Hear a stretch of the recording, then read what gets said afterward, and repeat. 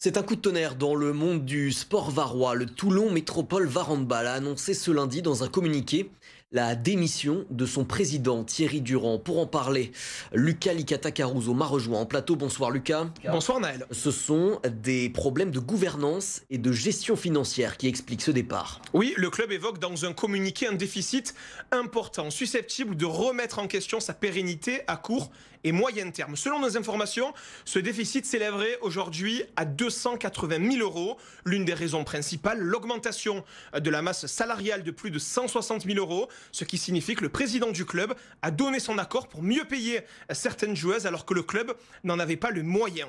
Toujours selon nos informations, le club aurait annoncé 380 000 euros de rentrée d'argent liée au partenariat la saison dernière, mais seulement 300 000 seraient entrés dans la caisse. Conséquence, un trou de 80 000 euros. Et puis, il y a aussi tout un tas de frais annexes qui se sont rajoutés à cause de la mauvaise gestion du club, des dépenses inutiles, comme par exemple une mauvaise organisation des déplacements ou encore des amendes reçues car les joueuses ne portaient pas le bon maillot sur certains matchs. La ville de Toulon, qui suit ce dossier depuis plusieurs mois maintenant, avait demandé un contrôle des comptes du club.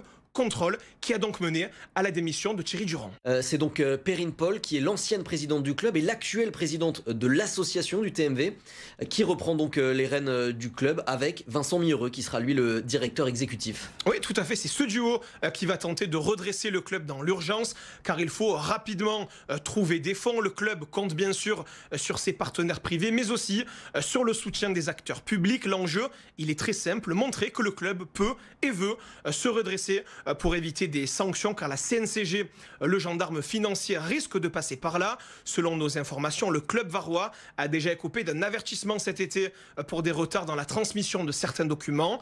Après l'avertissement, c'est l'amende et ensuite la sanction sportive, ça peut aller jusqu'à la perte de 9 points au classement avant une possible rétrogradation si la situation ne s'améliore pas. Bref, c'est dans ce climat très tendu que Toulon reçoit Strasbourg ce samedi au Palais des Sports. Le club espère l'union sacrée autour de ses joueuses qui réalisent paradoxalement un très bon début de saison avec une 5e place dans l'élite.